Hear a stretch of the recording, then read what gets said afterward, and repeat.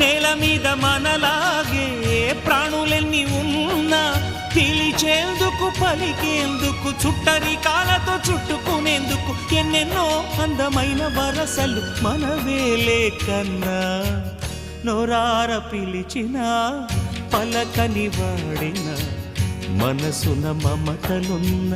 మనిషిని కానా